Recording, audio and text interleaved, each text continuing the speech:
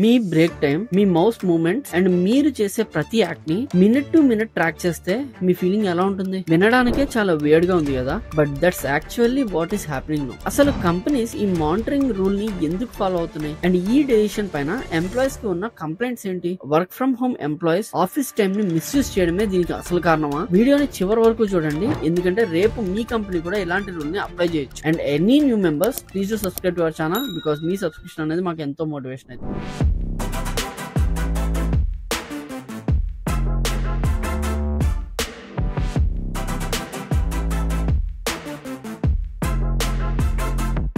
Cognizant ప్రోహాన్స్ 2 employees work ని track చేసేలా Cognizant ఒక టూల్ ని డిజైన్ చేసింది. ఎస్, రీసెంట్ గా కాగ్నిజెంట్ కంపెనీ ప్రోహాన్స్ అనే సాఫ్ట్వేర్ టూల్ ని లాంచ్ చేసింది. పర్పస్ ఏంటి అంటే ఎంప్లాయీస్ వర్క్ ని, ల్యాప్టాప్ యొక్క మౌస్ మూవ్మెంట్స్ ని అండ్ కీబోర్డ్ యాక్టివిటీని చెక్ చేయడానికి. Not only that, working hours లో ఏ ఎంప్లాయీ ఏ అప్లికేషన్ ని యూజ్ చేస్తున్నారు అండ్ ఏ వెబ్సైట్స్ ని విజిట్ చేస్తున్నారు ఇవన్నీ తెలుసుకోవడానికి. కీబోర్డ్ ఆర్ మౌస్ కి 5 minutes వరకు ఎలాంటి మూవ్మెంట్స్ లేకపోతే the employee marked as idle, అంటే మీరేం పని చేయట్లేదు అని చెప్పేసి మార్క్ చేసేస్తుంది. If it is 15 minutes employee away from the system అని చెప్పేసి మార్క్ చేస్తారు. ఇలా అయితే కంఫర్టబుల్ గా వర్క్ చేయలేం కదా, చాలా అన్ఈజీగా అనిపిస్తుందని కూడా మనకు ఫీలింగ్ అనేది వస్తుంది. But this is just a small sample. ఎందుకంటే ఒక Chinese tech company tracking system ని ఏకంగా ఆఫీస్ చైర్స్ లోనే ఇన్బిల్డ్ చేసింది. Do you know how it works? And అది ఎలా పనిచేస్తుందో తెలిసి మీరైతే షాక్ అయిపోతారు. చైనాలోని ఒక టెక్నాలజీ కంపెనీ ఎంప్లాయీస్ కూర్చునే సీట్స్ కి సెన్సార్స్ ని ఇన్సర్ట్ చేసింది. ఈ సెన్సార్స్ మీ హార్ట్ రేట్ ని, మీ సిట్టింగ్ పోస్టర్ ని మెజర్ చేస్తాయి అండ్ మీరు ఎంత టైం నుంచి ఒక పోస్టర్ లోనే ఉన్నారు అని కూడా క్యాల్కులేట్ చేస్తుంది. ఎంప్లాయీస్ అనుకుంటారు హెల్త్ గురించే కదా, ఇందులో ఏముంది మిస్టేక్ అని చెప్పేసి.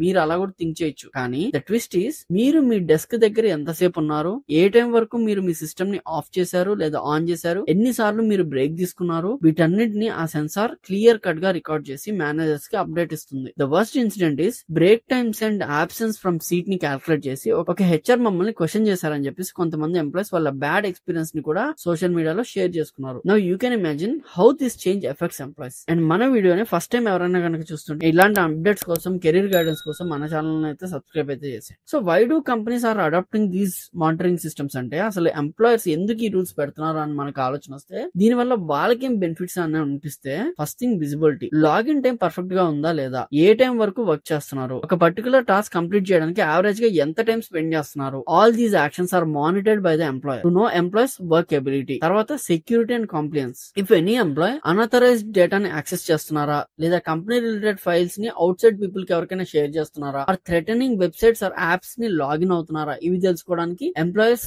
Are using these kind of tools. మన ఎంప్లాయర్ సైడ్ నుంచి ఆలోచిస్తే they have proper reason for using monitoring tools అని అనిపిస్తుంది. బట్ ఇది ఎంప్లాయర్స్ క్యాపబిలిటీని ఎలా ఎఫెక్ట్ చేస్తుంది, how they are feeling actually, వాటి గురించి ఇప్పుడు తెలుసుకుందాం. First thing stress and moral. Someone keeps watching us for a long time, it seems uncomfortable. ఎవడైనా మనల్ని గమనిస్తున్నాడు అంటేనే మనకే చాలా చిరాగ్గా ఉంటుంది. అలాంటిది మనల్ని 24 hours ఎవరో ట్రాక్ చేస్తున్నా తెలిసి కూడా మనం వర్క్ చేయాలి అంటే మనం వర్క్ చెయ్యలేం. మనకి క్రియేటివిటీ అనేది తగ్గే అవకాశం ఉంది. అండ్ ఎవ్రీ డే మనలోని ఇన్నోవేషన్ స్కిల్స్ తగ్గి ఇట్ లీడ్స్ టు బర్న్అవుట్. తర్వాత ఫాల్స్ రిపోర్ట్స్. కేవలం మౌస్ మూవ్మెంట్స్ లేదని లేదా కీబోర్డ్ ఇన్యాక్టివ్ గా ఉందని we can't say the employees idle are away from the system.